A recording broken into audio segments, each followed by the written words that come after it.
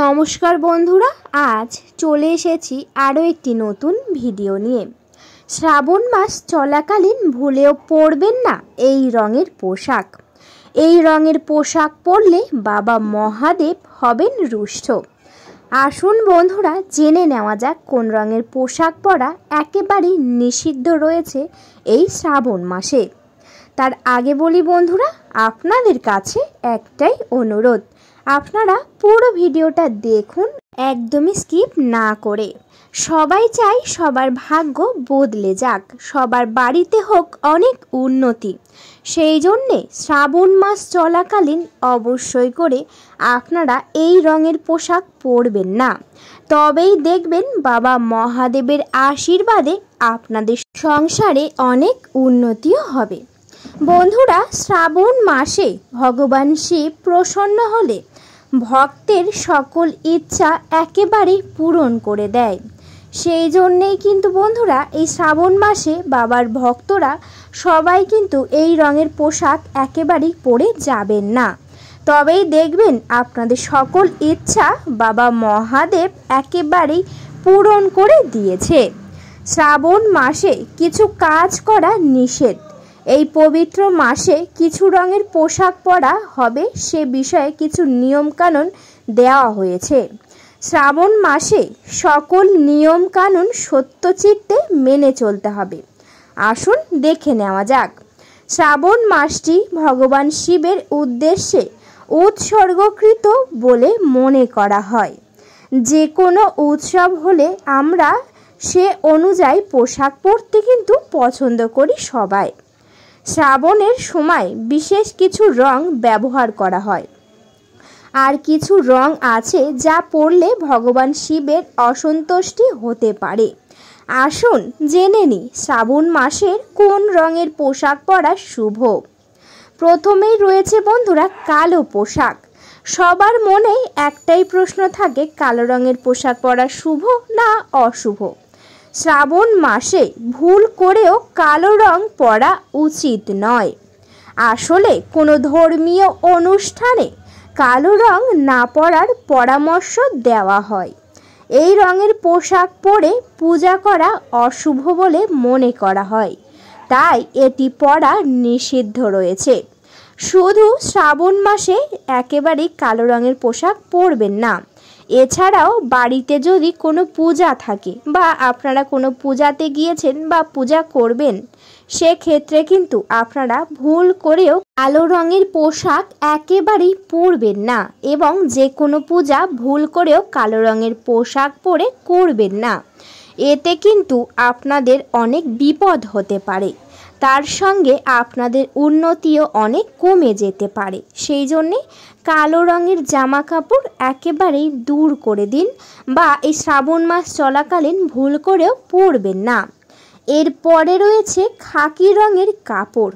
হ্যাঁ বন্ধুরা, একেবারেই ঠিকই শুনেছেন, খাকি রঙের জামা কাপড় পরাও শ্রাবণ মাসে শুভ বলে মনে করা হয় না। কথায় আছে, এমন রঙের পোশাক পরলে পুজোর পূর্ণ ফল লাভ পাওয়া যায় না। আপনারা যে পূজা করবেন এবং বাবা মহাদেবকে যে জল অর্পণ করবেন, তাহলে তা কিন্তু বাবা মহাদেব একেবারেই গ্রহণ করবে না। সেই জন্যে অবশ্যই করে আপনারা খাকি রঙের পোশাক ভুল করেও পরবেন না। এমন অবস্থায় শ্রাবণ মাসে খাকি রঙের পোশাক পরিধান করা থেকে বিরত থাকতে হবে। অবশ্যই করে আপনারা খাকি রঙের পোশাক পরা থেকে বিরত থাকবেন বা দূরে থাকবেন। এরপরে রয়েছে বাদামি কাপড়। হ্যাঁ বন্ধুরা, একেবারেই ঠিকই শুনেছেন, বাদামি কাপড়। শ্রাবণ মাসে বাদামি রঙের পোশাক পরা উচিত নয়। অবশ্যই করে শ্রাবণ মাসে বাদামি রঙের যে কোনো পোশাক থেকে আপনারা দূরে থাকুন। শিব পুজোর সময় এই রঙের পোশাক পরা একেবারেই নিষিদ্ধ রয়েছে। সেই জন্যে ভুল করেও শিব পূজার সময় বা বাবা মহাদেবকে জল অর্পণ করতে যাওয়ার সময় ভুল করেও বাদামি রঙের কাপড় বা পোশাক পরবেন না। এই রং অশুভর প্রতীক বলে মনে করা হয়। সেই জন্যে এই শ্রাবণ মাসে এই বাদামি রং একেবারেই বলা হয়েছে নিষিদ্ধ। এই রঙের পোশাক পরে বাবা মহাদেবের পূজা করলে বাবা মহাদেব হবেন অনেক রুষ্ট। সেই জন্যে ভুল করেও বাদামি রঙের কাপড় বা পোশাক একেবারেই পরবেন না। এরপরে রয়েছে বন্ধুরা সবুজ জামা কাপড়। অনেকেই এই শ্রাবণ মাস চলাকালীন সবুজ রঙের জামা কাপড় পরে থাকেন, কিন্তু অনেকে জানে অনেকে আবার জানে না। কিন্তু বন্ধুরা জেনে নেওয়া যাক সবুজ রঙের জামা কাপড় শুভ না অশুভ। শ্রাবণ মাসে সবুজ রঙের পোশাক পরা খুবই শুভ বলে মনে করা হয়। এমন অবস্থায় শ্রাবণ সবুজ রং পরলে ভগবান শিব কিন্তু প্রসন্ন হন।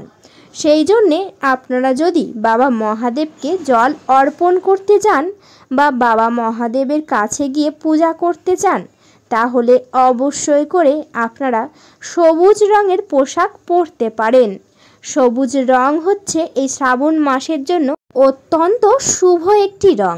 সেই জন্যে আপনারা এই শ্রাবণ মাসে কিন্তু সবুজ রঙের পোশাক পরতে পারেন। এই সবুজ রঙের পোশাক পরে খুব নিষ্ঠা সহকারে বাবা মহাদেবকে পূজা করলে বাবা মহাদেব অনেক খুশি হন এবং সর্বদাই গৃহেতে বিরাজমান হয়।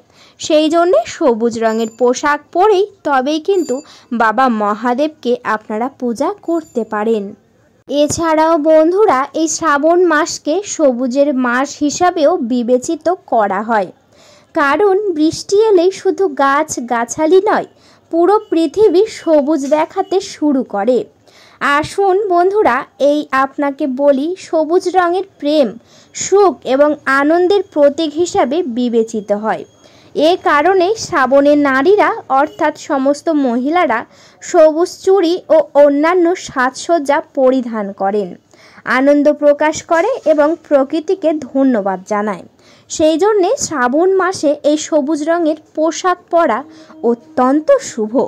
এই কারণে বন্ধুরা বেশিরভাগই সবাই কিন্তু এই শ্রাবণ মাসে বাবা মহাদেবকে জল অর্পণ করার সময় সবুজ রঙের পোশাক পরে তবে কিন্তু বাবা মহাদেবকে জল অর্পণ করেন।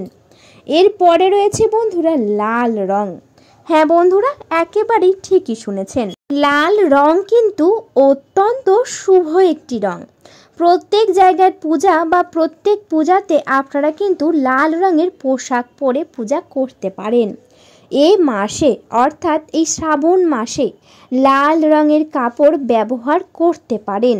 লাল রঙের পোশাক পরে বাবা মহাদেবের পূজা করলে বাবা মহাদেব কিন্তু অনেক খুশি হন। এছাড়াও বন্ধুরা লাল রং অত্যন্ত শুভ একটি রং।